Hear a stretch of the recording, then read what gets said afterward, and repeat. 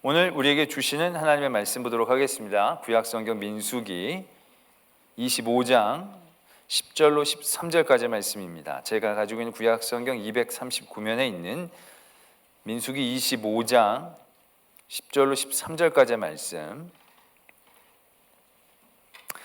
제가 민수기 25장 10절로부터의 말씀을 봉독드리겠습니다. 여호와께서 모세에게 말씀하여 이르시되 제사장 아론의 손자 엘레아살의 아들 비느하스가 내 질투심으로 질투하여 이스라엘 자손 중에서 내 노를 돌이켜서 내 질투심으로 그들을 소멸하지 않게 하였도다. 그러므로 말하라. 내가 그에게 내 평화의 언약을 주리니 그와 그의 후손에게 영원한 제사장 직분의 언약이라. 그가 그의 하나님을 위하여 질투하여 이스라엘 자손을 속죄하였음이니라. 아멘. 하나님의 말씀입니다. 이 시간 수백 년 동안 종살이를 하던 이스라엘 민족이 애굽에서 나오게 됩니다. 그리고 하나님의 백성이 되어져서 가나안 땅으로 들어가기에 앞서 40년의 시간들이 필요했습니다. 40년 동안 정말로 생짜 같았던 이스라엘 민족이 하나님의 민족으로 성숙하고 또한 훈련되어지는 과정을 겪게 됩니다. 그런 과정 가운데 그들의 연약한 모습들이 곳곳에 나타나게 됩니다. 그 가운데에서 우리는 아주 민족적으로 그들이 죄악에 빠졌던 세 가지의 죄악을 통해서 우리가 미혹되기 쉽고 우리가 경계해야 하고 또 우리가 깨어나서 그 반대편에 서야 하는 모습들을 살펴보고 있습니다. 오늘은 그 세 번째 죄악입니다. 이 세 번째 죄악은 앞서 두 번의 죄악과는 많은 부분에서 다릅니다. 시기적으로도요, 굉장한 차이가 있습니다. 앞에 두 가지의 사건은요, 애굽에서 나온 뒤 1년 어간에 있었던 사건입니다. 그러니까 나온 지 얼마 안 됐고 그들 훈련이 덜 돼 있었던 상태였다는 얘기죠. 그러나 오늘 우리가 발견하게 되어진 이 죄악은 굉장히 다릅니다. 이제 한 40년의 시간들이 지나간 겁니다. 이들은 광야에서 훈련받고 성숙해졌습니다. 그리고 이제 그들은 예전의 그들이 아닙니다. 예전에 늘 불평하고 불만하고 믿음의 연약한 자리에 있었던 그들은 광야에서 다 죽어갔다라는 얘기죠. 이제 정말로 40년 동안 하나님 앞에 거듭났고 훈련되었던 그런 이들로 그 민족이 구성되어져 가게 되어진 거죠. 또 그 이전에 여러 그들을 공격했던 민족들과의 전쟁에서 계속적으로 승리하게 됩니다. 그래서 요단강 동편에 있는 지역들을 이미 다 확보하게 되어진 상태, 굉장한 어떠한 힘을 가지게 되어지는 그러한 상태였다는 얘기죠. 그들에게 큰 죄의 유혹들이 시작이 되고 거기에 그들이 넘어지게 됩니다. 이제 그들을 향한 죄의 모습이 달라집니다. 그전까지 바깥에서였던 외압들, 위협들, 그들이 두려움 가운데에서 저질렀던 죄악이라고 한다면 이건 보다도 노골적인 공격에 의해서 그들이 죄악에 빠지게 됩니다. 요 이전에 어떠한 말씀이 있느냐면 발람과 발락의 사건이 있습니다. 발락이라는 왕이 이스라엘 민족을 보니까 이제 안 되겠거든요. 이게 정면 대결을 해서는 승산이 없을 것 같다는 얘기죠. 그래서 발람이라는 그러한 선지자를 불러다가 이스라엘을 저주하려고 합니다. 영적 싸움을 하려고 하는 거죠. 그런데 하나님께서 허락하시지 않으시죠. 그들의 계획은 숲으로 돌아갔습니다. 그런데 그들이 포기하지 않았습니다. 이제는 어떻게 했느냐면 그들을 유혹하기 시작합니다. 그래서 25장 1절에 보면 이스라엘이 시딤에 머물러 있더니 그 백성이 요압 여자들과 음행하기를 시작하니라, 이렇게 말씀이 시작되고 있다는 거죠. 이스라엘 민족은 그 이전까지 이러한 대접을 받아본 적이 없습니다. 호의를 갖고 그들을 대한 사람들이 없었기 때문에 늘 이스라엘 민족을 공격하거나 경계하거나 두려워했지 그들과 친해지려고 했던 그런 사람들을 만난 적이 없습니다. 그런데 모압 사람들이 다르게 행동하는 거죠. 그들이 장막 앞에서 어떻게 했는지 모르지만 굉장히 아름답게 치장을 하고 이스라엘 민족들을 부르기 시작하는 거죠. 그동안 얼마나 고생을 많이 했느냐, 이제 우리랑 친하게 지내자. 우리가 음식이 좀 준비되어 있는데 음식을 같이 나누자. 우리가 지금 우리의 신에게 경배하려고 여러 가지를 준비를 했는데 우리 함께 즐기자. 처음 당해보는 그러한 대우에 이스라엘 민족들은 아마 눈 녹듯이 녹아져 버렸을 것입니다. 이게 뭔 일인가? 그렇게 새롭게 대한 문화들, 문명들, 세계들, 그들은 완전히 급속도로 거기에 휩쓸려 가게 됐던 거죠. 그들이 바알 신을 섬긴다면서 하는 모습들이 너무나도 자극적이고 너무나도 그들의 마음에 팍팍 꽂히거든요. 음행이 그들이 여태까지 드리지 못하는 그런 모든 일들 가운데 그들은 완전히 빠져버리게 되어진다는 것이죠. 그래서 모든 민족이 그 바알을 섬기는 일들 가운데 휩쓸리게 되어졌고 하나님은 진노하신다라는 것이죠. 그래서 하나님이 진노하시면서 그들에게 그렇게 말씀하십니다. 너희들의 수령들을 태양을 향하여 목을 매달아라. 그럼 내 진노가 떠나게 될 것이다. 그래서 모세가 하나님의 말씀대로 재판관을 세워서 바알볼에 가담한 사람들을 죽이기 시작합니다. 그런데도 불구하고 하나님의 진노가 떠나가지 않습니다. 연병이 돌기 시작합니다. 그래서 수없이 많은 사람들이 죽어나가기 시작하는 거죠. 그때 시므리라는 한 남자가 고스비라는 이 미디안 이방 여인을 데리고 자기 장막으로 들어가는 것을 보죠. 비느하스가 그걸 보고 분노함으로 그들을 죽이게 됩니다. 그때 하나님의 진노가 멈추게 되고 그 죄악에서 그들이 용서함을 받는 사건입니다. 이 사건은 단순히 죄를 짓고 그 죄에 대한 벌을 받아서 해결되어지는 그런 구조를 갖고 있지 않습니다. 아까도 말씀을 드렸지만 하나님께서 그들이 바알브로에게 제사하고 음행, 이거 굉장히 심각한 죄를 저질렀잖아요. 그래서 하나님께서 백성의 수령들을 잡아 목매달아라 얘기하십니다. 그래서 모세가 거기에 대해서 재판관을 세우고 그런 일들을 진행하게 됩니다. 그러나 그럼에도 불구하고 하나님의 진노가 떠나질 않는 거예요.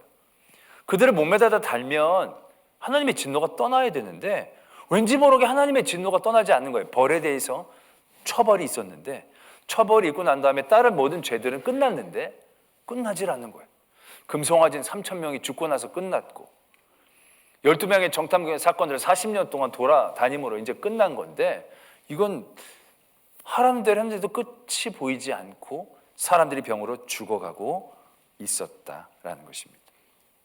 단순히 이 죄의 사건은 그 죄에 대한 벌을 받고 정의를 세움으로 해결되어지는 문제가 아니다라는 것을 깨닫게 되는 대목입니다.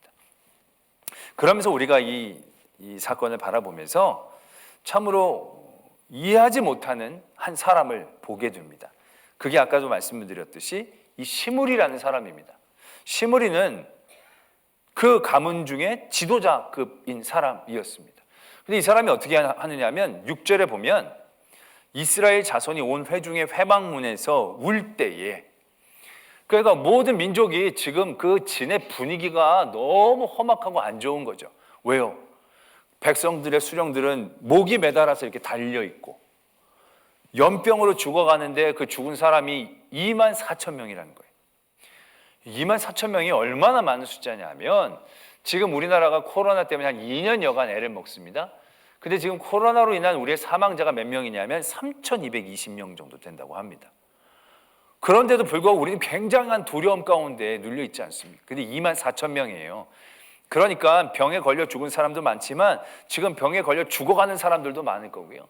그 가족 중에 병에 안 걸린 사람이 한 명이라도 없는 가족이 별로 없을 정도로 그 이스라엘의 진영의 분위기는 그와 같다라는 거예요. 모두가 전염병에 눌러서 무릎 꿇고 회막에서 울 수밖에 없는 분위기가 험악한 가운데 있는 거예요. 그런데 이 시므리라는 사람은 미디안 여인을 이끌고 자기 장막으로 들어가는 거예요. 아니 어떻게 그런 일을 그 분위기에서 행할 수 있을까? 도저히 이해가 안 되는 부분입니다. 이해가 되시는 분들이 계십니까?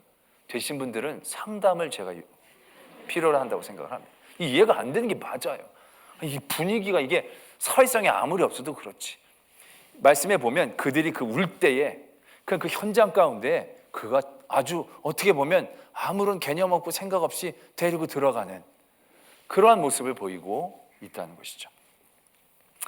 시므리가 이렇게 행동할 수 있었던 이유는 뭘까? 사람들이 이제 고민해 본 거죠. 그 중에 이렇게 얘기하는 분들도 계세요. 이게 이 사람이 이제 바알에게 제사를 지내는 걸 경험한 거 아니겠습니까? 이 사람이. 그러니까 이게 지금 급박한 상황이니까 하나님께도 이러한 식으로 제사를 드리면 좀 뭔가 효과가 있지 않을까. 그래서 바알의 제법을 가지고 하나님 앞에 행하기 위하여 데리고 오지 않았을까. 그렇지 않고서 어떻게 그렇게 하겠는가 라고 얘기하는 분들도 있어요. 그러나 그렇게 보기에는 너무 동떨어진 그의 삶의 모습인 거죠. 그 나중에도 한창에 그가 꿰뚫려 죽었으니까. 이건 뭐 민족을 생각하는 그런 염치가 있었던 게 아니라는 거죠. 그렇다면 이 사람이 어떻게 이렇게 되었을까? 한마디로 말하자면 이 사람은 지금 사회성이 부족한 거고, 더 분명히 얘기하자면 영적으로 둔감해져 있는 상태라는 거죠. 더 분명한 건 지금 이 사람은 연병에 걸리지 않았을 거예요.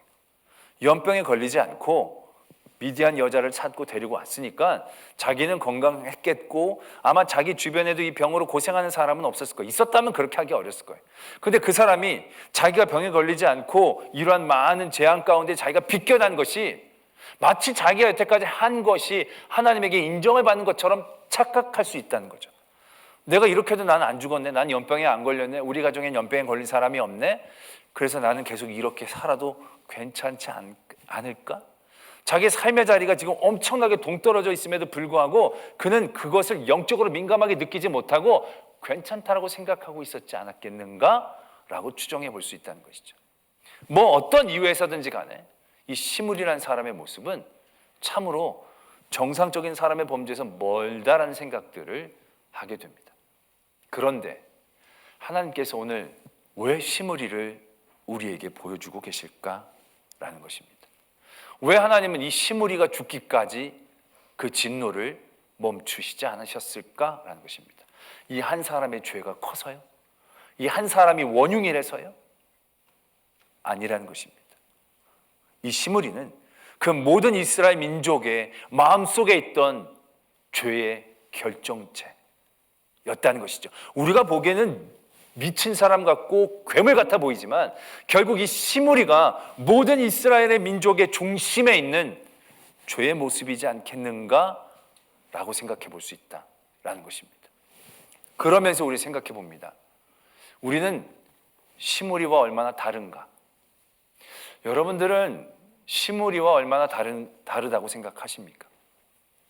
이렇게 정신없는 짓을 저지를 만큼 우리는 죄에 담대하지 않을 것 같이 생각합니다. 그러나 우리가 아까 시므리가 왜 이렇게 행했을까라고 생각하면서 유추했던 그런 모습들, 그런 모습들 안에 우리의 모습들이 조각조각 담겨 있다는 사실들을 발견하게 됩니다. 영적인 둔감함. 우리가 지금 우리도 전염병으로 지금 굉장히 고통받고 있지 않습니까? 이러한 전염병의 사인을 통해서 우리들이 깨달아야 될 것들은 어떻게 보면 되게 선명합니다. 나의 삶을 되돌아보고 내 죄를 인정하고 하나님 앞에 회막에서 울며 있어야 되지 않는가라는 얘기죠. 그런데 우리들 중에 나는 병에 걸리지 않았으니까, 우리 식구들 중에는 병에 걸린 사람들이 없으니까 나는 꽤 잘 살아오고 있는 것이 아닐까, 나는 이 재앙 가운데 비껴난 걸 보니 내가 저질렀던 조그만 것들은 별로 하나님께서 중요하게 여기시지 않는 것이지 않을까, 그래서 계속 이걸 해도 괜찮지 않을까, 라는 그 죄에 대한 민감함이 점점 둔해지는 가운데 우리는 있지 않는가라는 것이죠. 이 모든 이들의 고통이 나에게도 책임이 있음에 대한 생각이 들지 않고 이건 병든 사람들, 매달려 죽인 사람들만의 고통이고 나는 이런 것들과 상관없기 때문에 나는 자유롭고, 그래 나는 여전히 그전에 이걸 했는데도 천둥받아 죽지 않았기 때문에 지금도 이래도 괜찮은 것처럼 스스로 착각하고 사는 그런 믿음의 모습들은 과연 없는가 라는 얘기죠. 오늘 이 시므리의 모습들, 그 모습이 우리의 모습일 수 있다는 거죠. 그가 아까도 우리가 바알의 제법으로 하나님께 드리려고 했지 않았을까? 그 모습도 솔직히 우리에게 있는 거죠. 이가 지금 금송아지 사건에 있었던 그들의 모습들로 다시 함몰되어지고 있는 사실을 발견한다는 것이죠. 40년 동안이나 훈련 받았는데 거기서 꽤 예배도 드리고 말씀으로 훈련 받았다고 생각했는데도 불구하고 그들은 다시 금송아지 사건에 있는 그들의 모습들로 되돌아가는 거예요. 그들의 편하고 그들이 위하고 그들에게 맞는 방법들로 예배하려고 하는 시도들, 거기에 하나님은 없는 거죠. 자기 편리, 자기 쾌락, 자기가 좋아하는 것, 자기 생각하는 것만 그 안에 담겨져 있는 하나님을 향한다고 하지만 하나님을 향하지 않는 모습들, 과연 그런 모습들은 우리에게 없는지, 우리가 하나님 앞에 예배를 드리지만 우리가 예배를 드리는 모든 방법들, 모습들이 얼마나 하나님 편에서 옳고 하나님이 기뻐하시는 것들을 생각하고 고민하면서 되어지는가, 아니면 내가 편하고 내가 좋고 내가 즐거워하는 것들을 선택하며 하고 있는가. 우리가 한번 우리 스스로를 바라볼 때 우리가 이 시므리랑 결코 멀지 않은 그런 사람이지 않겠는가라는 두려움을 갖게 된다라는 것입니다. 우리는 우리의 삶의 자리에서 한두 가지 작은 잘못들을 저지릅니다. 지지난주 예배 빠졌어요. 그런데 한 주간 천둥을 맞지 않았어요. 벼락을 맞지 않았어요. 그러면서 우리가 생각하는 건 한 주 정도는 괜찮은가 보다. 우리 그런 생각 갖기 쉽다는 거죠. 이 정도는 하나님께서 양해가 되나 보다. 더 빠진 사람들도 많은데 이 정도는 하나님께서. 그래서 조금 더 내 편한 대로 생각하고 이해하는 거죠.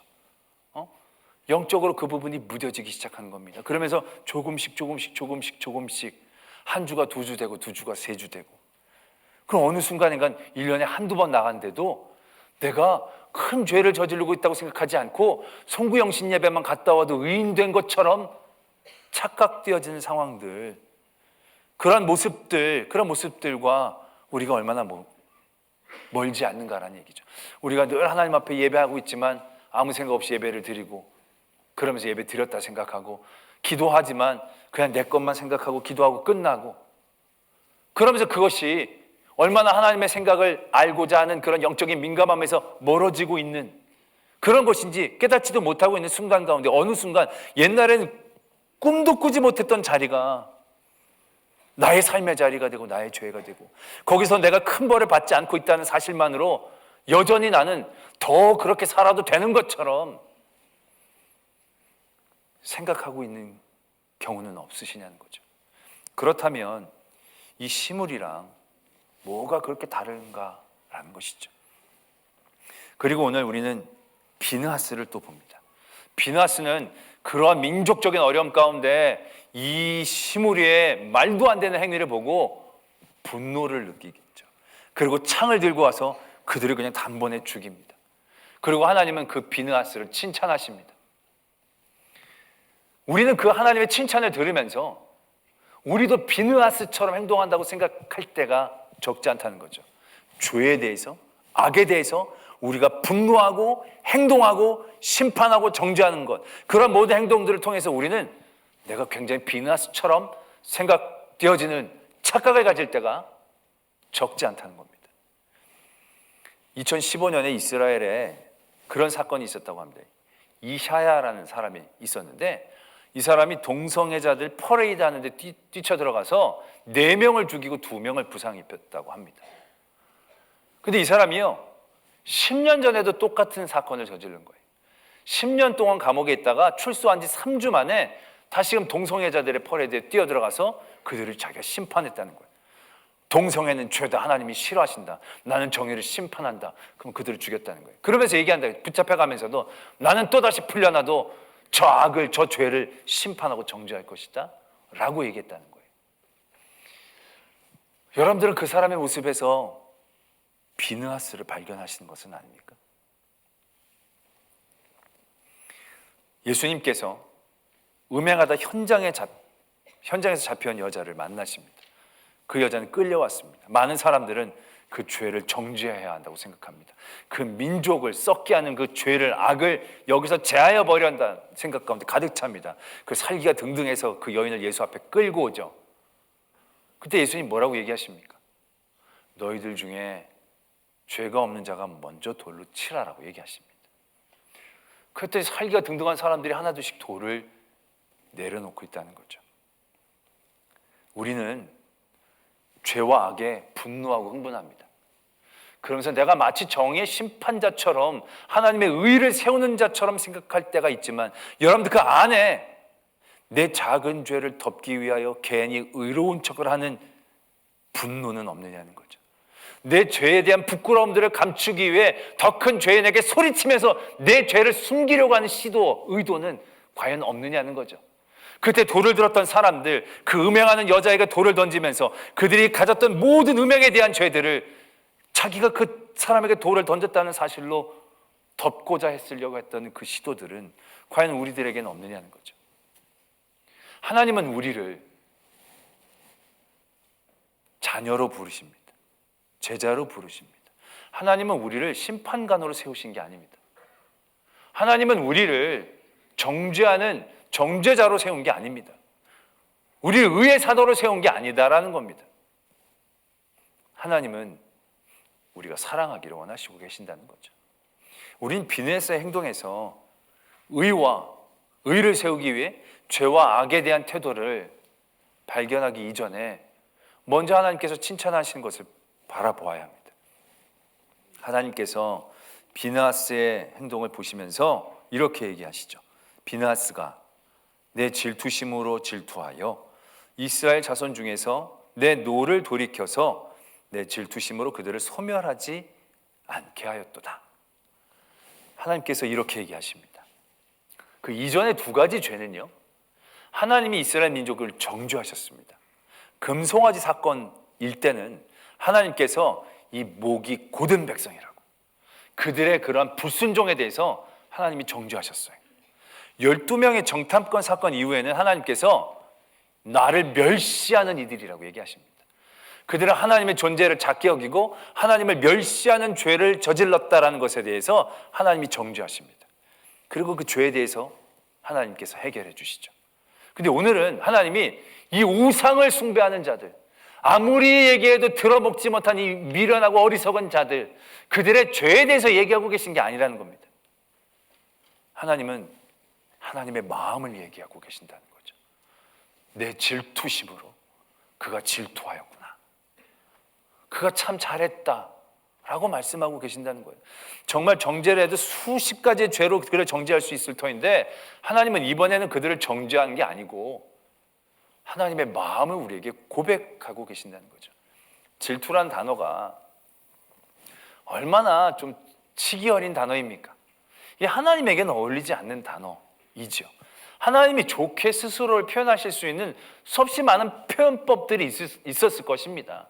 내가 너희들을 그렇게 긍휼히 여겼는데, 내가 너희들을 그렇게 편하게, 내가 너희들을 그렇게 많이 용서해 줬는데, 그렇게 많이 내가 참았는데, 뭐 이런 아주 좋은 단어들이 굉장히 많이 있을 텐데, 하나님은 질투라고 그 스스로를 마음을 표현하고 계신다는 거죠. 무엇을 의미하는 것이겠습니까? 하나님의 마음을 정말로 직설적으로 이것보다도 더 잘 표현할 수 있는 단어가 어디 있겠습니까? 인애, 긍휼, 인자, 노하기를 더디한 아름다운 단어는 많지만 거기서 하나님이 우리를 향한 그 깊은 사랑에 대하여, 그 간절한 사랑에 대해서 느낌이 그만큼 살지 않죠. 근데 하나님이 그걸 얘기하시는 거예요. 내 질투심으로 그가 질투했다는 거죠. 내가 너희들을 질투했다라고 하나님께서 말씀하고 계시는 거예요. 그 죄 지은 이스라엘 민족을 통해서 하나님은 그들에게 수령을 목매달아 달라고 얘기했어요. 목매달아 달았어요. 그들은 그 목매달아 달아는 그 가운데서도요, 하나님의 마음을 제대로 모르는 거예요. 그냥 죄에 대해서 행동한 거예요. 하나님이 벌주를 하시니까 벌에 대해서 순종한 거예요. 그러나 그 죄에 대해서 체벌을 하고 하나님의 마음에 순종한 것으로 하나님의 마음이 채워지지 않은 거예요. 그래서 하나님의 노가 아직 떠나지를 못하는 거예요. 전염병이 계속 돌고 있는 거예요. 근데 이 비느하스가 그 하나님의 마음을 보는 거죠. 비느하스가 너희들 우리가 다 이렇게 고생하는데 너희들이 그래 악을, 내가 의를 세우리라, 그거 아니라는 거예요. 내가 너희들을 심판하리라, 그래서 이 땅에 의를 바로 세우리라, 그거 아니라는 거예요.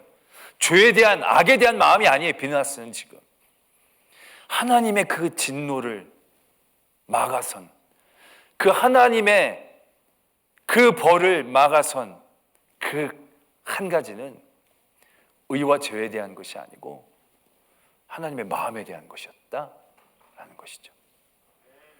의와 선이 의미가 없다는 게 아니에요. 그걸 세우는 것만으로는 다가 아니라는 얘기예요. 40년 동안 이스라엘 민족이 예배 잘 드리고 훈련 잘 받았을 거예요. 그들은 늘 아침마다 하나님을 경배하고 예배했을 거예요. 가두리 양식장처럼 그런 가운데 그들이 잃어가고 있었다는 것이 있었다는 거죠. 하나님을 향한 진심, 하나님을 향한 중심. 그냥 그들은 습관처럼 사회적인 틀로 그 일들을 해나가고 있을 때 하나님은 그걸 보셨다는 거죠. 그걸 안타까워하셨다는 거죠. 결국 그들의 그러한 모습들, 굉장히 훈련 잘 돼 있고 모든 이들이 두려워하는 그런 모습들이었지만 어처가 없는 유혹 가운데 그들이 금방 넘어지잖아요. 하나님을 향한 그 진심이 없으니까 조그만 사람들의 호의에도 세상의 유혹에도 그들은 그냥 넘어지기 시작했다는 거예요. 하나님은 그들의 연약한 그 중심을 깨우쳐 주시는 거죠. 그리고 그 비느하스를 우리에게 보여주십니다. 그가 내 질투심으로 질투하였다. 비느하스는 그들의 모습을 보면서 하나님이 생각이 나는 거죠. 하나님이 저걸 보고 얼마나 아프실까? 하나님이 저걸 보고 얼마나 속상해 하실까? 저들을 보고 있는 하나님을 생각하니까 내가 너무 부끄럽고 창피하고, 그러한 하나님을 향한 마음이 그를 움직이게 했다는 거죠. 죄와 의를 세우게 했던 그런 분노가 아니라 하나님을 향한 사랑이 그를 움직이게 했다는 것에 차이점이 있다는 거죠. 그리고 하나님이 원하시는 우리의 죄와 악에 대한 마음도 거기에서부터 시작되기를 원하고 계신다는 거죠. 무조건 잘못한 것에 목을 매달아 달고 죽이고 처벌하는 게 다가 아니라 정말 하나님의 마음을 알고 이해하려는 진심, 그것으로 하나님은 나아가기를 소망하고 계신다는 거죠. 예수님께서 성전을 정화시키셨어요. 성전 안에서 장사를 하고 있는 거예요. 양도 팔고 비둘기도 팔고 돈도 환전하고 바꿔주고, 이거 솔직히 상상할 수 없는 일일 거예요. 근데 이미 그들에게 그건 일상이 되어버린 거예요. 왜? 조금씩 그들의 편리와 생각에 따라 그들의 영적인 감각이 둔감해졌거든요. 처음엔 그렇게 시장을 덮어놓고 시작하지 않았을 거예요. 양을 안 갖고, 그래? 그럼 양을 여기서 좀 누가 제공해라. 이거 돈을 바꿀 때가, 그럼 우리가 돈 바꾸자. 근데 했는데 번개를 안 맞으니까, 천벌을 안 받으니까 괜찮은 줄로 생각한 거죠. 이건 나쁘지 않다라고 생각했겠죠. 그러다 보니까 한두 사람 있다가 나중에 거기가 시장이 된 거예요. 상상도 할 수 없는 그 자리에 이미 와 있는데 그걸 모르는 거예요. 예수님이 그 상을 엎으셨어요. 사람들이 다 놀라는 거예요. 왜 이러냐고. 왜 이러긴, 그게 당연한 건데. 여기는 기도하는 집인데, 하나님 만나는 집인데 도적의 소굴로 만들었구나. 성경은 그 예수님의 모습을 그렇게 적고 있습니다. 율법을 세우셨다? 의를 바로잡으셨다? 죄를 심판하셨다? 아니요. 하나님을 향한 열심이 그를 삼켰다. 이렇게 말씀하고 계신다는 거죠. 오래 믿었다, 많이 믿었다에 우리는 무게감을 둬서는 안 됩니다.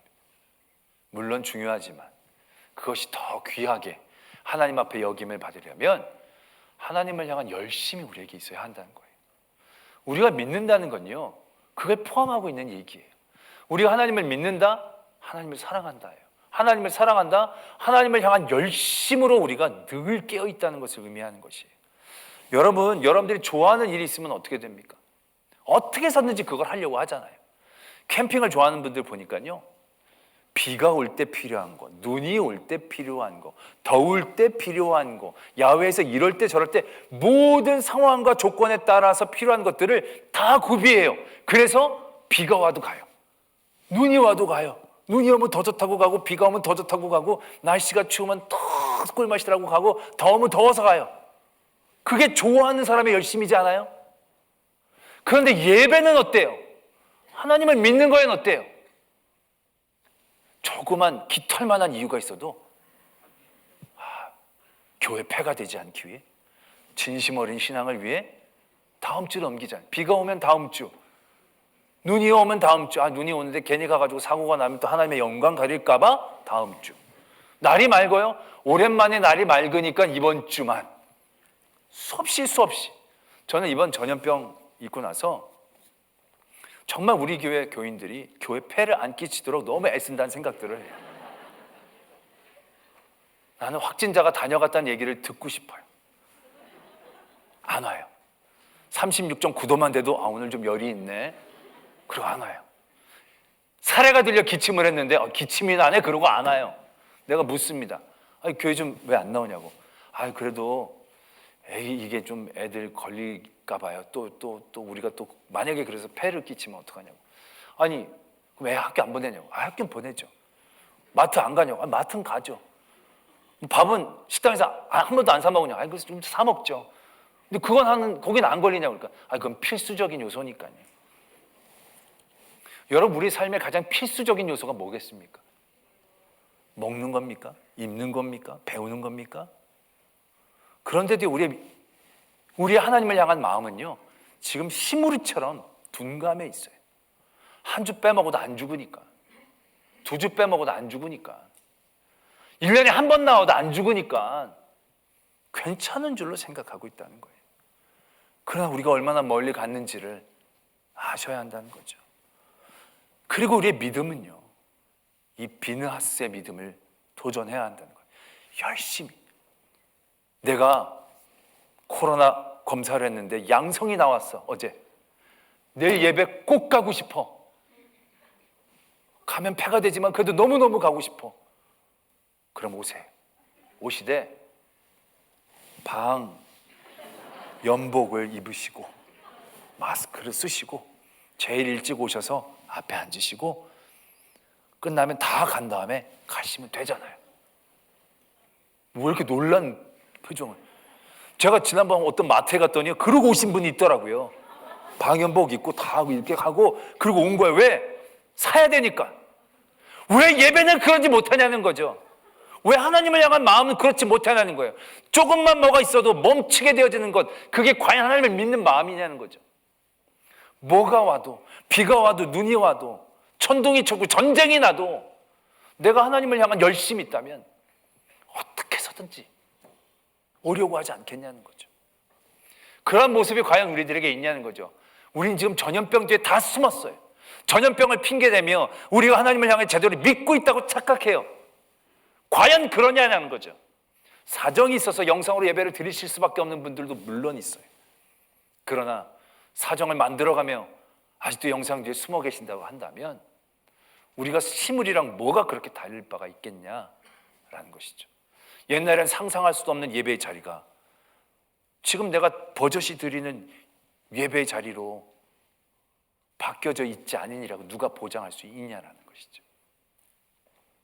오늘 가나안 땅에 들어가기에 직전에 하나님은 그들을 영적으로 공격하시고 흔드십니다. 그리고 그들에게 깨닫게 해주십니다. 그들에게 진정한 믿음이 무엇인지, 진정한 힘이 어디 있는지, 진정한 평화가 무엇으로부터 오는지. 오늘 하나님께서는 그 비느하스에게 평화를 원약하십니다. 하나님의 그 마음을 알고 마음을 애쓰고 힘썼던, 그래서 그 질투하심으로 하나님을 기쁘시게 해드렸다. 그 비느하스의 중심을 오늘 우리도 도전하면서 우리 안에 있는 조각 같은 시무리의 모습들을 깨닫고 인정하고 우리의 삶의 자리를 과감히 하나님을 향한 열심의 자리로 세울 수 있는 저와 여러분들이 되어지기를 소망합니다. 함께 기도하기를 원합니다. 여러분들의 믿음은 과연 얼마나 비느하스와 닮아 계십니까? 우리는 우리의 열심이 우리를 삼키도록 두질 않습니다. 열심히 나를 삼킬만 하면 충분한 것처럼 자족합니다. 세상의 것들은 자족하기 더디하면서 믿음의 일만큼은 자족하기를 너무 빨리 합니다.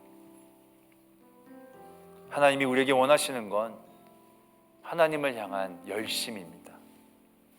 하나님이 우리를 질투하신다고 하셨을 만큼 그 깊은 사랑의 모습으로 우리도 하나님을 사랑하기를 원하시는 것, 그런 모든 죄의 유혹에서 우리가 이겨낼 수 있는 그 길이기 때문에 하나님은 우리에게 보여주시고 원하시고 알려주십니다.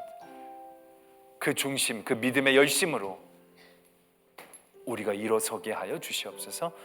그러한 기도의 제목으로 하나님 앞에 나아가겠습니다. 사랑하는 하나님 아버지, 우리 믿음의 모습을 봅니다. 우리의 연약함을 인정하고 고백합니다. 하나님 아버지, 우리를 긍휼히 여겨주시옵소서. 우리를 불쌍히 여겨주시옵소서. 우리를 품어주시옵소서. 우리 모든 죄의 욕들 가운데 휩쓸리지 않게 하시고 주를 향한 열심으로 나아가는 저희들 되게 하여 주시옵소서. 우리에게 시므리와 같은 모습이 있음을 인정하고 고백합니다. 하나님 깨닫게 하시고 더욱더 하나님 앞에 나아가게 하여 주시옵소서. 엄청난 죄와 유혹의 자리에 빠져 있음에도 불구하고 그것이 죄에 빠진 자리인지를 깨닫지 못하는 시므리와 같은 어리석은 모습을 인정하고 고백합니다. 너무 멀리 왔는데 멀리 와 있지 않다라고 생각하며 스스로 의로운 척 자족하는 저희들을 인정합니다. 죄와 의에 대한 우리의 잘난 척이 아니라 하나님을 향한 사랑과 열심으로 나아가게 하여 주시옵소서. 그 하나님의 마음을 알아가는 저희들 되게 하여 주시옵소서. 그러한 이들에게 오늘 평화를 약속하여 주셨사오니 그 평화를 누리고 온전히 나눌 수 있는 성도 되게 하여 주시옵소서. 믿사오며 예수 그리스도의 이름으로 기도드립니다. 아멘.